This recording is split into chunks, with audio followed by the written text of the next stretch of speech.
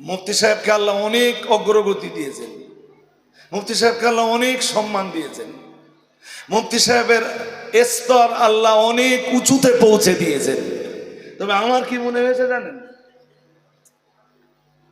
আমার কি মনে হয়েছে জানেন, আমি আমার কথাটা বলছি। মুফতি সাহেবের জীবনে আল্লাহ যতগুলো স্তর তাকে দিয়েছেন, সবচাইতে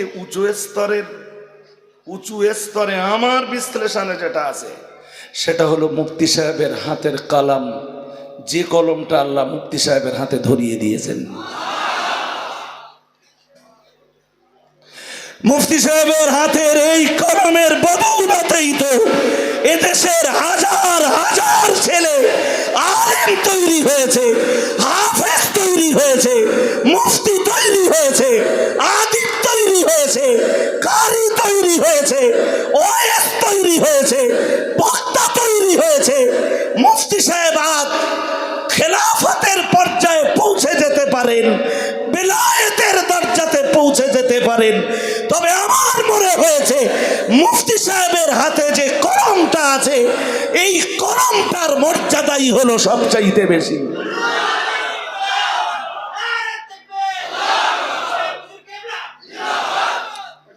সূরা কালামের ভিতরে আল্লাহ সেখানেও প্রথম আয়াতেই কলমের কথা বলেছেন নুন ওয়াল কালামি ওয়া মা ইয়াসতুরুন।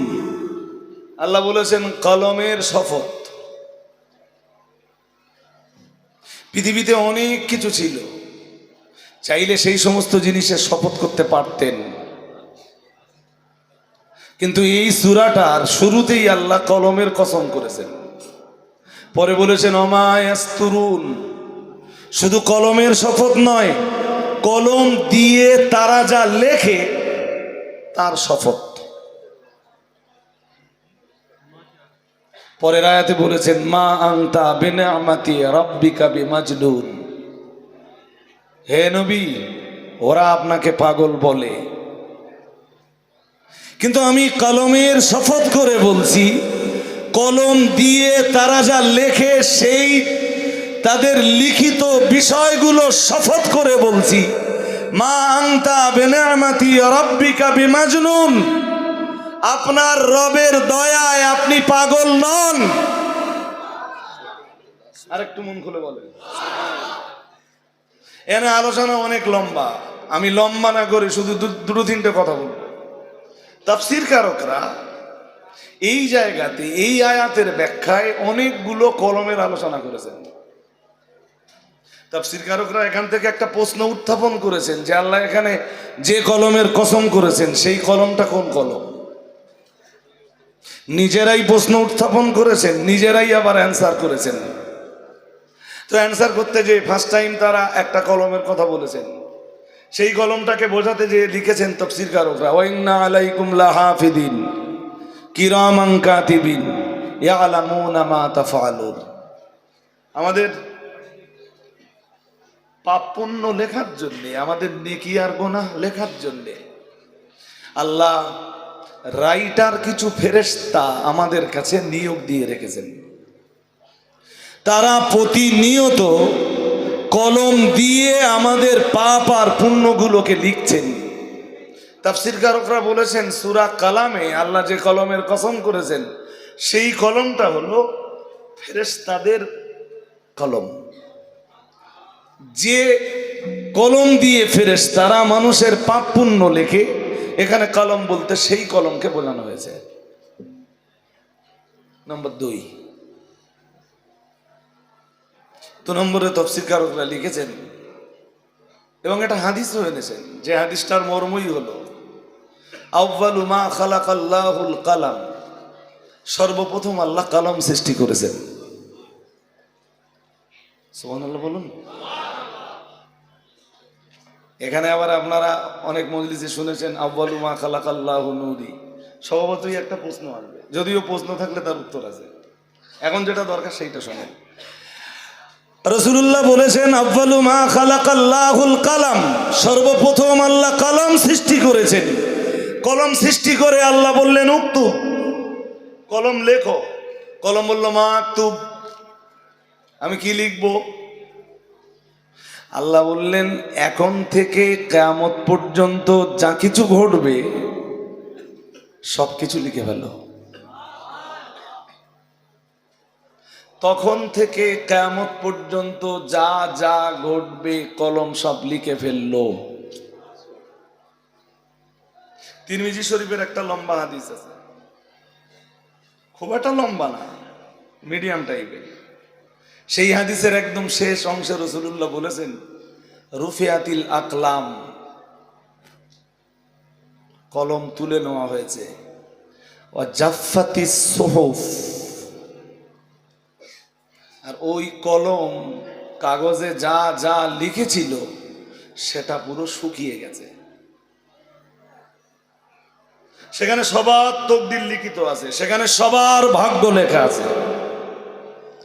আমার তাকদীরে যা লেখা আছে, রুফিয়াতিল কালাম ও জাফফাতিস সুহুফ, মাতিন সাহেবের তাকদীরে যা লেখা আছে, রুফিয়াতিল কালাম ও জাফফাতিস সুহুফ, মুফতি সাহেবের তাকদীরে যা লেখা আছে, রুফিয়াতিল কালাম ও জাফফাতিস সুহুফ, আপনাদের প্রত্যেকের তাকদীরে যা লেখা আছে, রুফিয়াতিল আকলাম ও জাফফাতিস সুহুফ, কলম উঠিয়ে নেওয়া হয়েছে এবং যে কালি ব্যবহার করে লেখা হয়েছিল কাগজে সে কালিটাও শুকিয়ে গেছে, নতুন করে আর কিছু লেখা হবে না।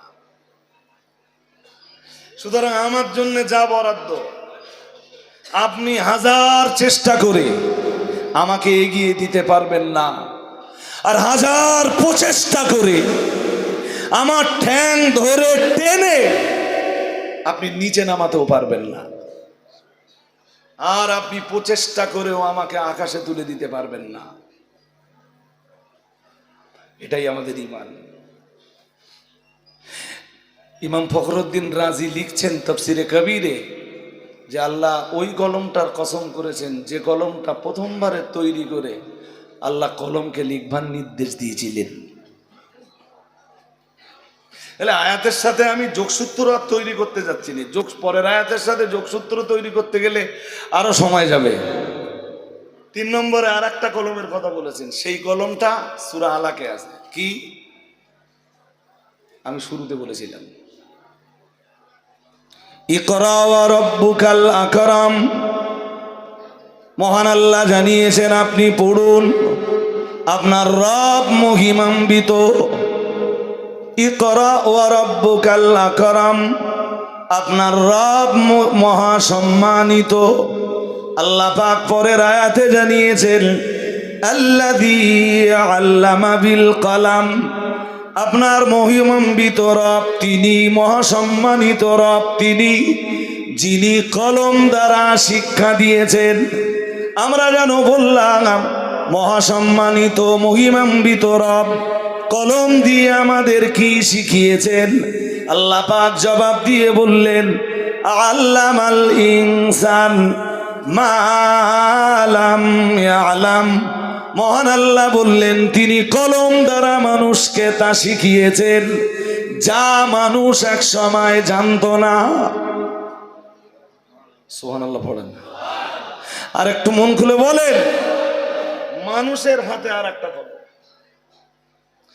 এক কলম দিয়ে আল্লাহ তামাম সৃষ্টির ভাগ্য লিপিবদ্ধ করেছেন, আর এক কলম মানুষের পাপ পুণ্য লিখবার জন্যে ফেরেশতাদের হাতে উঠিয়ে দিয়েছেন, আর এক কলম আমার আল্লাহ মানুষের হাতে তুলে দিয়েছেন মানুষকে শিক্ষা দেওয়ার জন্যে। মুফতি সাহেবকে আল্লাহ অনেক অগ্রগতি দিয়েছেন, মুফতি সাহেবকে আল্লাহ অনেক সম্মান দিয়েছেন, মুফতি সাহেবের স্তর আল্লাহ অনেক উঁচুতে পৌঁছে দিয়েছেন। তবে আমার কি মনে হয়েছে জানেন, আমার কি মনে হয়েছে জানেন, আমি আমার কথাটা বলছি। মুফতি সাহেবের জীবনে আল্লাহ যতগুলো স্তর তাকে দিয়েছেন, সবচাইতে উঁচু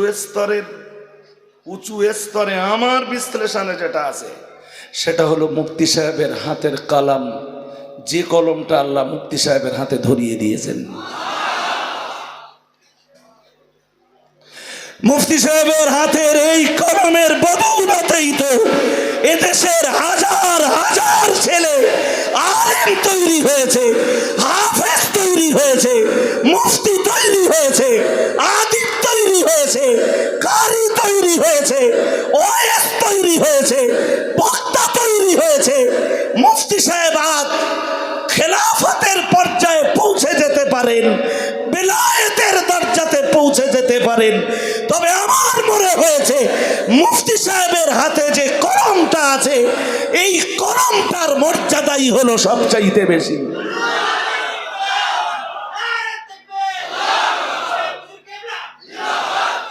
ইকরা ওয়া রাব্বুকাল আকরাম আল্লাযী আল্লামা বিল কলম। ব্যাস, এর চেয়ে বেশি কিছু আমার বলার নেই। মুফতি সাহেবের এই কলম যেন বন্ধ না হয়, ইনশাল্লাহ বলুন। মুফতি সাহেবের এই কলম যদি বন্ধ হয় তাহলে আলেম তৈরি হবার দরজা বন্ধ হবে, হাফেজ তৈরি হবার দরজা বন্ধ হবে, মৌলানা তৈরি হবার দরজা বন্ধ হবে, কারি সাহেব তৈরি হবার দরজা বন্ধ হবে, হাফেজে কোরআন তৈরি হবার, আদিব তৈরি হবার দরজা বন্ধ হবে। মুফতি সাহেবের হাতের কলম যাতে এইভাবে চলতে থাকে, দরকার আপনাদের সহযোগিতা, দরকার আপনাদের সাহায্য, দরকার আপনাদের পকেটের পয়সা।